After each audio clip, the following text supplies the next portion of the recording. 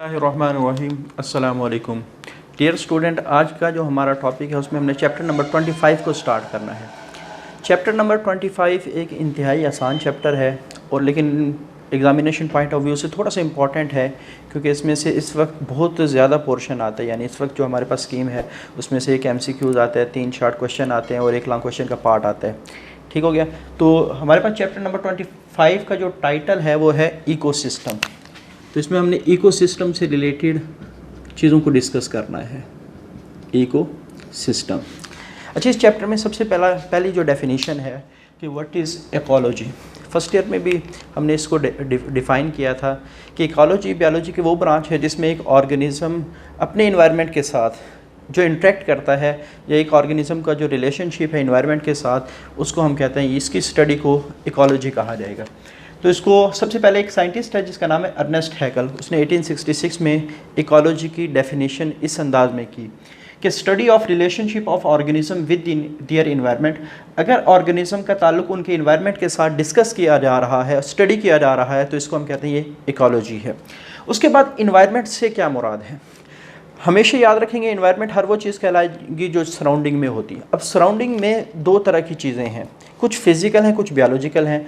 Biological से मुराद जितने भी लिविंग ऑर्गेनिज्म हैं वो सारे कल बायोलॉजिकल इन्वायरमेंट के अंदर आते हैं, या इसको ऑर्गेनिक इन्वायरमेंट भी कहा जा सकता है। फिज़िकल इन्वायरमेंट से क्या मुराद है, ये जो हमारे सराउंडिंग के अंदर जो नॉन लिविंग थिंग्स हैं, जैसे एयर है, ह्यूमिडिटी है, या इन्वायरमेंट के अंदर जो फैक्टर्स हैं जैसे टेम्परेचर वगैरह है, सॉइल है, या pH वगैरह है सॉइल की, तो ये सारी चीज़ें फिज़िकल इन्वायरमेंट में आती हैं। तो जब भी हम रिलेशनशिप को चेक करते हैं एक ऑर्गेनिज़म के इन्वायरमेंट से, तो हम दोनों तरह के इंटरेक्शन चेक कर रहे होते हैं कि एक ऑर्गेनिज़म या एक ऑर्गेनिज़म के ग्रुप का अपने दूसरे ऑर्गेनिज़म जो उसी इन्वायरमेंट में मौजूद हैं उनके साथ क्या रिलेशनशिप है। इसी तरह एक ऑर्गेनिज़म का फिज़िकल इन्वायरमेंट के साथ, एयर के साथ, क्या एयर उसकी बॉडी के ऊपर कितनी इफेक्टेड होती है, या वो एयर की क्वालिटी के ऊपर कितना इफेक्टेड होता है। तो इस सारी चीज़ों को हम डिस्कस करते हैं। यानी दोनों तरह के इंटरेक्शन इकोलॉजी के अंदर डिस्कस किए जाते हैं। एक ऑर्गेनिज़म का लिविंग ऑर्गेनिज़म के साथ जो इंटरेक्शन होता है, और एक ऑर्गेनिज़म का जो फिज़िकल इन्वायरमेंट के साथ जो इंटरेक्शन होता है, वो सारा कुछ स्टडी किया जाता है इकोलॉजी के अंदर। अच्छा, इकोलॉजी निकला कहाँ से है, यानी इसकी एटिमोलॉजी क्या है, वर्ड की ओरिजिन क्या है। सबसे पहले एक साइंटिस्ट जिसको हमने डिस्कस किया, अर्नेस्ट हैकल, इसने सबसे पहले इसको निकाला, इस टर्म को इस्तेमाल किया। और ये टर्म ग्रीक वर्ड से निकली है। इको ग्रीक वर्ड आइकोस से आया है, जिसका मतलब है फैमिली हाउस होल्ड, और लॉजी ग्रीक लोगोस से आया जिसका मतलब है स्टडी ऑफ। तो आइकोस का मतलब है फैमिली हाउस होल्ड। इसका क्या मतलब है, जैसे एक इंसान घर में दाखिल होता है, तो अब वो जब घर में इंटर हुआ तो वो मुख्तलिफ़ चीज़ों के साथ इंटरेक्शन करेगा। जैसे उसको गर्मी लग रही हो तो वो AC ऑन कर देगा, लाइट अंधेरा हो तो लाइट ऑन कर देगा, ठीक है। पानी पीने के लिए चाहिए वो किसी बर्तन को ढूंढेगा। यानी जब एक इंसान एक घर में दाखिल होता है तो इसका इंटरेक्शन शुरू हो जाता है घर की मुख्तलिफ़ चीज़ों के साथ। अच्छा, सिर्फ घर की चीज़ों के साथ इंटरेक्शन शुरू नहीं होता, बल्कि घर में जो चीज़ें अफराद हैं, जो दूसरे इंसान हैं, उनके साथ भी इंटरेक्शन शुरू हो जाता है। जैसे बहन के साथ, बेटी के साथ, माँ के साथ, बाप के साथ, भाई के साथ, ठीक है। इवन जो दूसरे हमारे पास जो जानवर बाज़ दफ़ा घर में पालतू जानवर रखे होते हैं उनके साथ इंटरेक्शन शुरू हो जाए। यानी एक इंसान जो ही घर में इंटर हुआ तो वो अपनी ज़िंदगी को उस घर के अंदर मुख्तलिफ़ चीज़ों के साथ इंटरेक्शन से गुजारता है, ठीक है। वो चाहे दूसरे लिविंग ऑर्गेनिज्म हो या दूसरी घर की चीज़ें हों, तो उसका इंटरेक्शन। तो इसी से उसने एक कॉन्सेप्ट निकाला कि जिस तरह एक शख्स घर में इंटर होते ही घर के मुख्तलिफ़ चीज़ों के साथ इंटरेक्शन करता है, मुख्तलिफ़ अफराद के साथ इंटरेक्शन करता है, इसी तरह एक ऑर्गेनिज्म जो इन्वायरमेंट में रह रहा है तो वो इन्वायरमेंट की मुख्तलिफ़ चीज़ों के साथ, चाहे वो लिविंग हो चाहे वो नॉन लिविंग हो, उनके साथ इंटरेक्शन करता है। तो इस इंटरेक्शन को उसने कहा इकोलॉजिक, और इस ब्रांच को उसने वर्ड इस्तेमाल किया इकोलॉजी। 1866 के अंदर ये डेफिनेशन निकाली गई। तो ये MCQs के लिहाज से इम्पॉर्टेंट है, और ये जर्मनी का रहने वाला था, ज़ूलॉजिस्ट। अच्छा, ये फिजियोलॉजिस्ट भी था, मैरीन इकोलॉजिस्ट भी था, इसकी काफ़ी सारी आप कह सकते हैं स्पेशलाइजेशन है अर्नेस्ट हैकल की। उसके बाद हम अपनी प्रॉपर डेफिनेशन की तरफ आते हैं कि व्हाट इज़ इकोसिस्टम। बेसिकली जब एक ऑर्गेनिज़म इन्वायरमेंट में रहता है तो वो अकेला नहीं रहता, उसके साथ उस स्पीशी के दूसरे मेंबर भी रहते हैं, फिर दूसरी स्पीशी के मेंबर भी रहते हैं। जब मुख्तलिफ स्पीशी के मेंबर इकट्ठे हो जाएं एक जगह में तो वो कम्युनिटी कहलाती है। जो कम्युनिटी बनी है उसके सराउंडिंग का जो इन्वायरमेंट है, जो नॉन लिविंग इन्वायरमेंट है, तो दोनों को मिला के, एक कम्युनिटी और नॉन लिविंग इन्वायरमेंट को मिला के जो हमारे पास एक यूनिट बनता है उसे इकोसिस्टम कहा जाता है। तो community along with non living environment, तो दोनों चीज़ें इसमें। अब एक ऑर्गेनिज्म की बात करें तो सेम स्पीशी के डिफरेंट मेंबर और डिफरेंट स्पीशी के मेंबर दोनों के साथ उसका इंटरेक्शन आ गया तो एक पूरी कम्युनिटी बन गई। और फिर उसका इन्वायरमेंट के साथ जो फिज़िकल इन्वायरमेंट है, एयर है, ह्यूमिडिटी है, टेम्परेचर है, उसके बाद सनलाइट है, ये सारे फिज़िकल इन्वायरमेंट में आते हैं। तो दोनों चीज़ों को मिला लिया जाए तो जो हमारे पास यूनिट बनते हैं वो इकोसिस्टम बनता है। अब इकोसिस्टम का वर्ड भी दो वर्ड का कॉम्बिनेशन है, इको, उसके बाद दूसरा सिस्टम। इको जैसे अभी हमने डिस्कस किया, ये इन्वायरमेंट से रिलेटेड है। इसका लफ्ज़ी मतलब क्या है? Family house hold. तो जिस तरह एक इंसान की दाखिल होते जो घर के अंदर सराउंडिंग उसको फेस करना पड़ती है, इसी तरह एक ऑर्गेनिज्म की जो सराउंडिंग है वो उसका क्या है? इन्वायरमेंट। सिस्टम पार्ट, सिस्टम का वर्ड हम आमतौर पर उस वक्त इस्तेमाल करते हैं जब मुख्तलिफ़ चीज़ें एक ही मकसद के लिए काम कर रही हों। जैसे हमने कहा था ऑर्गन सिस्टम। ऑर्गन सिस्टम बनता कब है? जब मुख्तलिफ़ ऑर्गन्स जो एक ही मकसद के लिए काम करते हैं तो ऑर्गन सिस्टम कहलाते हैं। काम उनके बेशक मुख्तलिफ हो सकते हैं लेकिन वो एक यूनिट की शक्ल में काम कर रहे होते हैं। जैसे हमारे जो डाइजेशन के अंदर जो ओरल कैविटी है इसका रोल डिफरेंट अंदाज में है, स्टोमिक का डिफरेंट है, एसोफेगस का डिफरेंट है, इंटेस्टाइन का डिफरेंट है, लेकिन ओवरऑल सबका मकसद क्या है? फूड को डाइजेस्ट करके उसके जो न्यूट्रिएंट्स हैं ब्लड तक पहुंचाना। ये डाइजेस्टिव सिस्टम का फंक्शन। तो सिस्टम वर्ड आमतौर पर उस वक्त इस्तेमाल किया जाता है जब मुख्तलिफ चीज़ें एक यूनिट की शक्ल में काम कर रही हों तो हम कहेंगे एक प्रॉपर सिस्टम बन गया है। तो इसी तरह यहाँ मुख्तलिफ़ किस्म के ऑर्गेनिज़म, मुख्तलिफ़ किस्म के इन्वायरमेंटल फैक्टर एक यूनिट की शक्ल में काम करें, इकट्ठे होकर काम करें तो इसको हम कहेंगे ये इकोसिस्टम बन गया है। तो हमेशा ऑर्गेनिज़म अपने इन्वायरमेंट के साथ इंटरेक्ट करता है। कन्फाइंस कहते हैं हदूद को। इकोसिस्टम की जो हदूद है या उसका जो इन्वायरमेंट है, ऑर्गेनिज़म उस इन्वायरमेंट के साथ हमेशा इंटरेक्ट कर रहा होता है। अच्छा, उसके बाद जब हम बात करते हैं इकोसिस्टम की, तो इकोसिस्टम में अभी हमने डिस्कस किया दो चीज़ें हो सकती हैं। एक ऑर्गेनिज्म के सराउंडिंग में वो लिविंग भी हो सकती हैं, वो नॉन लिविंग भी हो सकती है। जो इसी वजह से कंपोनेंट ऑफ इकोसिस्टम को दो बड़ी कैटेगरी में डिवाइड किया गया। बायोटिक लिविंग ऑर्गेनिज्म कोई भी हो सकता है, प्लांट हो सकते हैं, एनिमल हो सकते हैं, बैक्टीरिया हो सकते हैं, फंजाई होते हैं, व्हाट्सएवर जो भी ऑर्गेनिज्म हो सकते हैं। एबायोटिक ये फिजिकल या नॉन लिविंग इन्वायरमेंट को कहा जाता है, जैसे सॉइल है, एयर है, वाटर है, या फैक्टर्स आ जाते हैं जितने टेम्परेचर है, पीएच है, सनलाइट है, ये सारे फैक्टर्स आ जाते हैं फिजिकल इन्वायरमेंट के अंदर। तो इकोसिस्टम में आम तौर पे ये दो किस्म के कंपोनेंट हम स्टडी करेंगे अपने नेक्स्ट लेक्चर्स के अंदर। एक बायोटिक कंपोनेंट्स जिसमें हम लिविंग ऑर्गेनिज्म को देखेंगे कि किस टाइप के लिविंग ऑर्गेनिज्म इकोसिस्टम में पाए जाते हैं, और फिर हम फिज़िकल इन्वायरमेंट को डिस्कस करेंगे कि एक ऑर्गेनिज्म को इन्वायरमेंट में किस तरह की नॉन लिविंग चीज़ें हैं जो इफ़ेक्ट कर रही होती है। अच्छा, उसके बाद हम थोड़ा सा मुख्तलिफ टर्म्स की तरफ आ जाते हैं जो टर्म्स आप लोगों ने पहले भी पढ़ी हैं। एक हमारे पास है पॉपुलेशंस।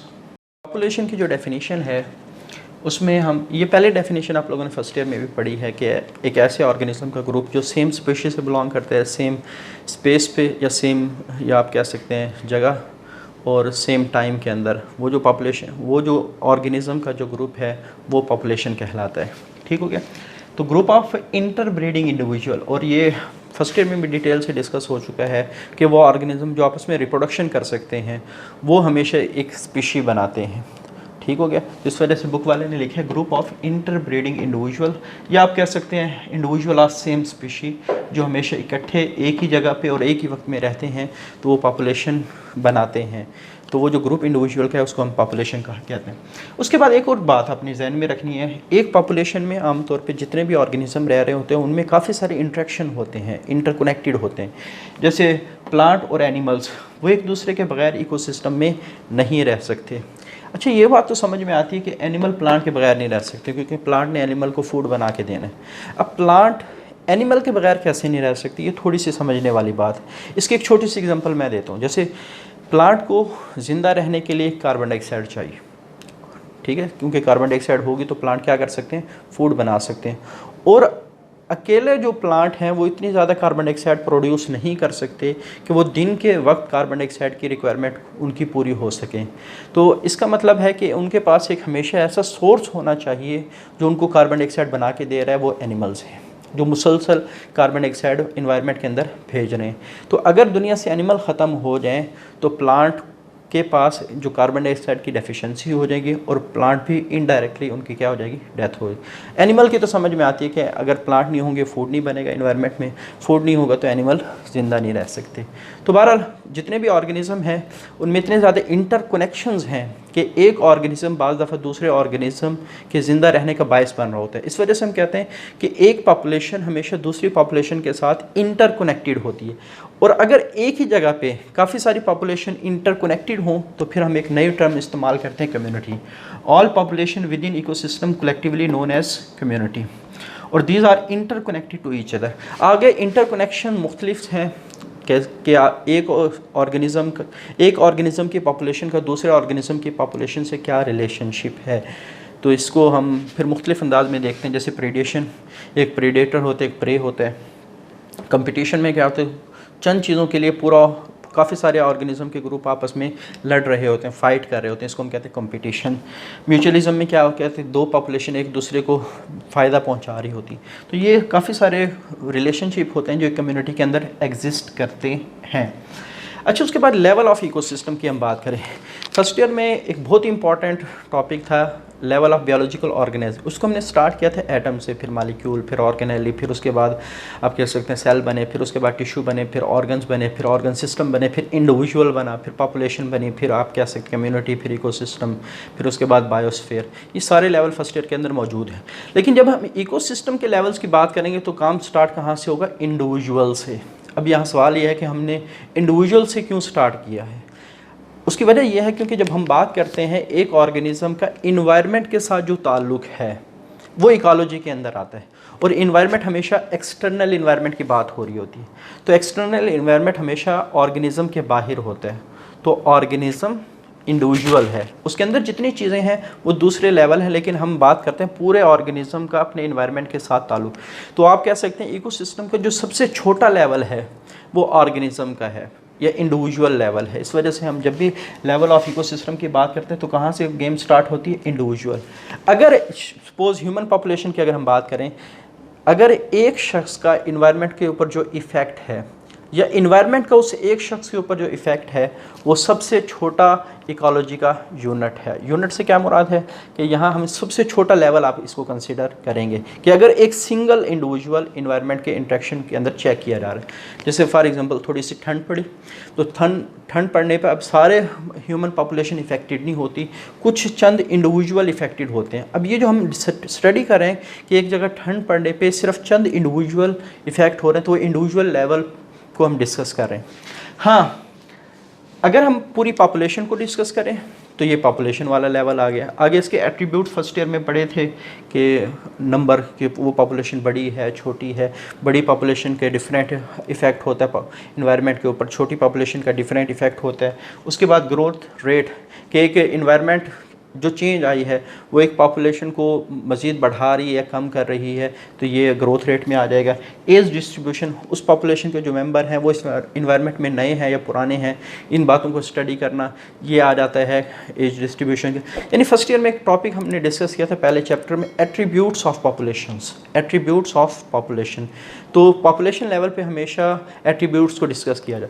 अच्छा, कम्युनिटी लेवल पे हम किसको डिस्कस करते हैं, जो डिफरेंट इंटरेक्शन हो रहे होते हैं, और ये कि एक दो ऑर्गेनिज्म, दो पॉपुलेशन का आपस में प्रेडेशन का रिलेशनशिप है, म्यूचुअलिज्म का रिलेशनशिप है, कंपटीशन का रिलेशनशिप है, कमेंसलिज्म का रिलेशनशिप है। ये सारे रिलेशनशिप आगे भी डिस्कस होंगे और फर्स्ट ईयर में भी डिटेल के साथ डिस्कस हो चुके हैं।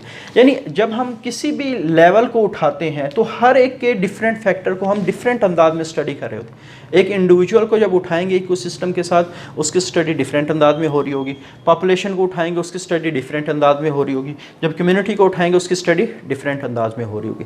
तो ये थोड़ी सी जहन में रखेंगे, अक्सर स्टूडेंट कंफ्यूज हो जाते हैं। द बेसिक, ये आप कह सकते हैं स्मॉलेस्ट लेवल ऑफ इकोसिस्टम जब हम बात करते हैं अक्सर स्टूडेंट वही सोचते हैं जो फर्स्ट ईयर में पढ़ा था एटॉमिक और सब एटॉमिक, लेकिन हम जब इकोलॉजी के अंदर सबसे छोटे लेवल को स्टडी करते हैं तो ये इंडिविजुअल लेवल है। तो ये हमारा सबसे पहले आज का टॉपिक है। इसमें बेसिक चीज़ों को हमने डिस्कस किया, बेसिक टर्मिनोलॉजी को डिस्कस किया। आगे कुछ टर्म्स और भी हैं, उसको इंशाल्लाह अगले लेक्चर में डिस्कस करेंगे। आज के लिए इतना ही। अल्लाह हाफिज़।